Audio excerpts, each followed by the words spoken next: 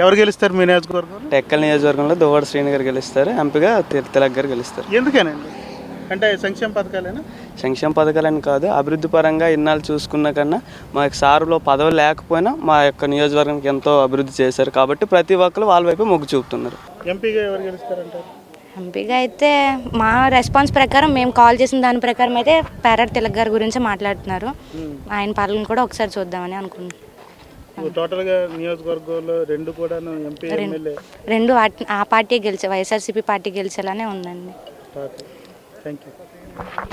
ఎక్కడో ఒక దగ్గర మాత్రమే నెగిటివ్ వచ్చింది అంతే. ఎంపీగా ఎవరు గెలిచే అవకాశం ఉంది?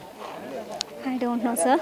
ఎంపీగా టై ఉంటుందా? తిలక్ గారు గెలవచ్చు, ఎందుకంటే ఆయన గురించి కూడా నేను విన్నాను. తెలీదు, నాకు ఆయన తెలీదు కానీ విన్నాను.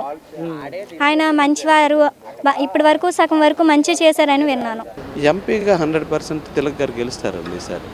ఎందుకంటే శ్రీకాకుళం జిల్లాలో మొత్తము 7 నియోజకవర్గాలు కూడాను ఈవేళ వైసీపీకి వెళ్ళడానికి పూర్తి ఛాన్స్ ఉంది.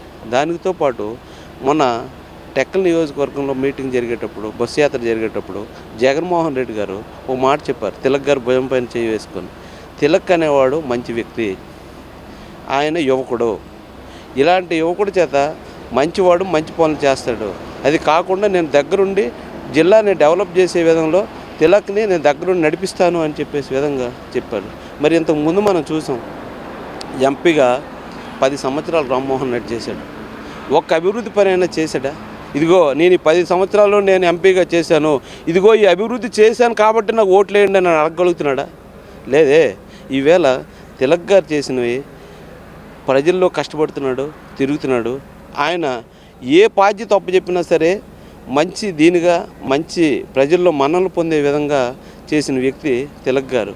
ప్రజల అందరితో కూడా సమన్వయం చేసుకొని, కేడర్ అందరితో సమన్వయం చేసుకొని ఈవేళ ప్రజల్లో దూసుకుపోతున్నాడు. ఈవేళ అతను రోజుకి 16 గంటలు ఈ ఎలక్షన్ క్యాంపెయిన్లోని 7 నియోజకవర్గాలు కూడాను ప్రతిరోజు కూడాను టచ్ అయిన సందర్భాలు ఉన్నాయి. ప్రతి ఒక్కళ్ళను కూడా కలుస్తున్నాడు.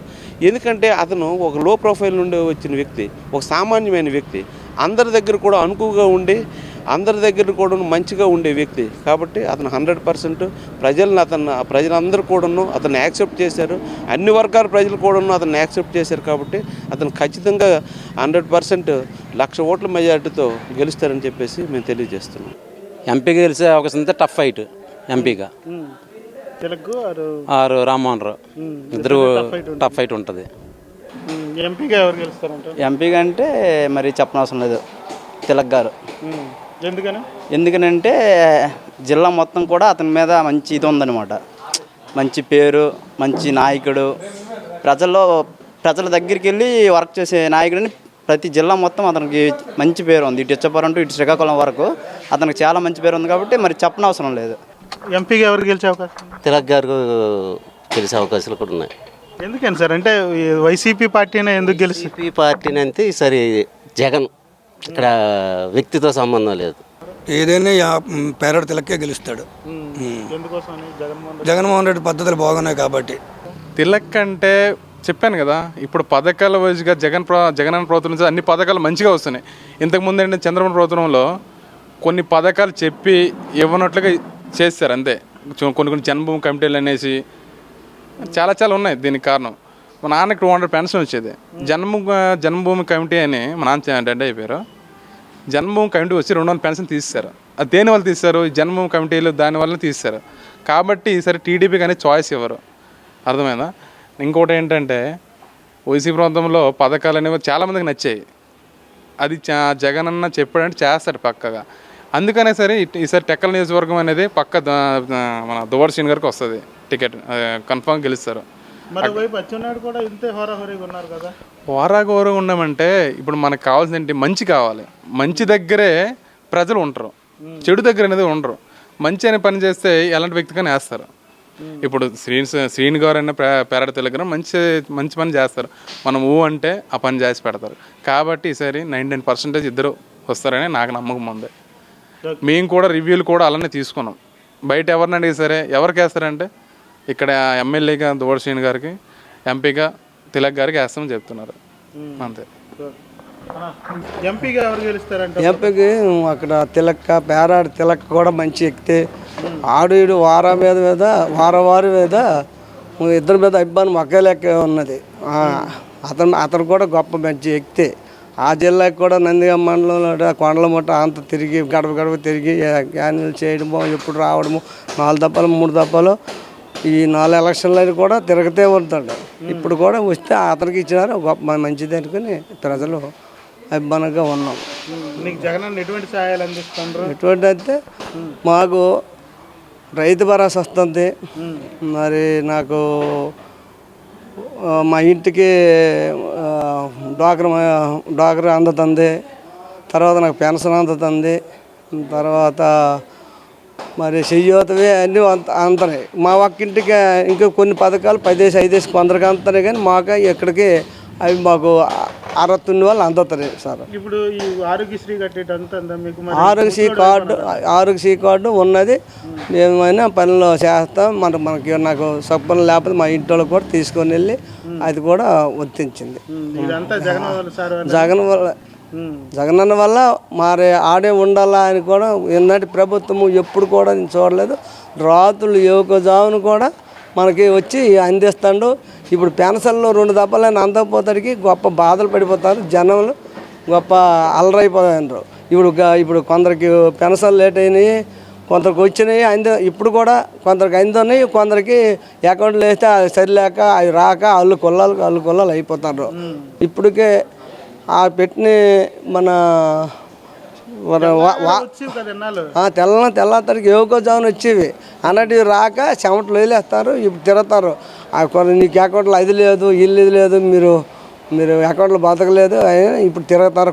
కొందరికి అయింది పని, కొందరికి ముసలిళ్ళకి, కొందరికి ముసలిళ్ళకి చంద్రబాబు చేసిన పని ఇప్పుడు ఇంతవరకు చెమటలు ఎక్కిపోతున్నారు సార్. గొప్ప పని చేసినాడు, మళ్ళీ ఆడికి బుద్ధి చెప్పాలా నేను అనుకుంటున్నారు జనాలు. ఎంపీగా పేరాడ తిలక్ గారు భారీ మెజార్టీ, సుమారు 1,00,000 ఓట్ల మెజార్టీతో ఎంపీగా పేరాడ తిలక్ గారు గెలుస్తారండి. రామ్మోహన్ నాయుడు గారు గత 10 సంవత్సరాలు వాళ్ళ నాన్నగారు ఒక యాక్సిడెంట్లో చనిపోయారు కాబట్టి ఆ సానుభూతితో మొదటిసారి భారీ మెజార్టీతో గెలిచారు. రెండోసారికి వచ్చేసరికి 6,000 ఓట్లతో గెలిచారు.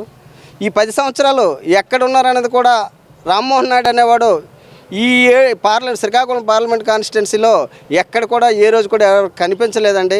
వచ్చిన నిధులు 50 అంటే సంవత్సరానికి 5 కోట్ల నిధులు వస్తాయి. ఆ 10 సంవత్సరాలకి 50 కోట్ల నిధులు కూడా ఎక్కడ ఏ పని చేశారో తెలియదు, ఆయనకే తెలియదు. రిటర్న్ వెళ్ళిపోయి నిధులన్నీ రిటర్న్ వెళ్ళిపోయి ఈరోజు 1,00,000 రూపాయలు వస్తే మనం అది వినియోగించుకుంటాం.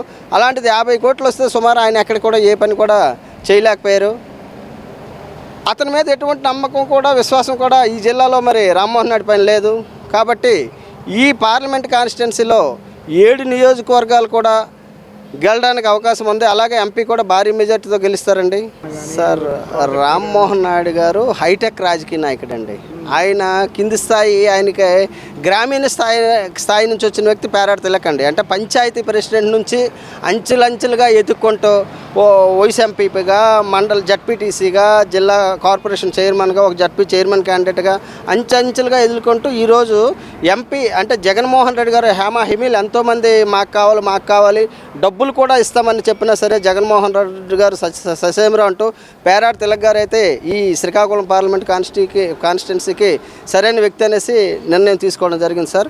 ఈరోజు రామ్మోహన్ నాయుడు గారు ఏముంటుంది సార్, అది అవన్నీ కూడా ఆయన ఏదో జస్ట్ ఎప్పుడో మంత్రి శ్రీధర్ అప్పలరాజు గారు అనేటట్టుగా ఏదో స్టీల్ బెంచీలో ఆయన వచ్చిన నిధులతో ఏదో 1,00,000 ఎక్కడో 2-3 రైల్వే స్టేషన్లో పెట్టడం జరిగింది తప్ప ఆయన చేసేదైతే ఈ జిల్లాకి శూన్యమండి. ఆయనే కాదండి, వాళ్ళ నాన్నగారు కూడా ఈ జిల్లాకి ఏం తెచ్చారండి, ఏమి లేదండి. 14 నుంచి 19 మధ్యలో అచ్చెన్నాయుడు రామ్మోహన్ నాయుడు ఎంపీగా ఉన్నారు. 23 కేంద్ర ఇన్స్టిట్యూట్స్ వచ్చాయి.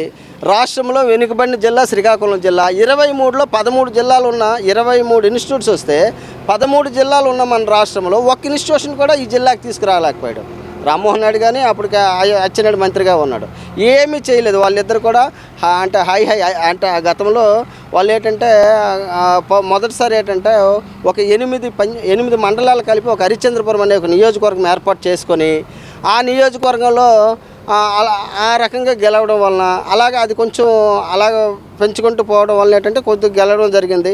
ఒక 10 బూతులు ఏంటంటే వాళ్ళకి రిగ్గింగ్కి అవకాశం వచ్చేస్తుందండి. ఎందుకంటే వాళ్ళు రాక్షసులు, మూర్ఖులు అనమాట. వాళ్ళ సొంత అన్నదమ్ముడినే అచ్చెన్నాయుడు గారు బుజ్జని కింజరా బుజ్జని వాళ్ళు చిన్నాన్న కొడుకునే ఈడు నాకు అడ్డు వస్తాడని చంపేసిన వ్యక్తులు అనమాట వాళ్ళు. అక్కడ ప్రజలు ఏంటంటే మనకెందుకు అనేసి ఓటు వేయడానికి కొంచెం భయపడుతున్నారు. అందువలన ఈసారి ఫ్రీ ఓటింగ్ జరుగుతుందండి.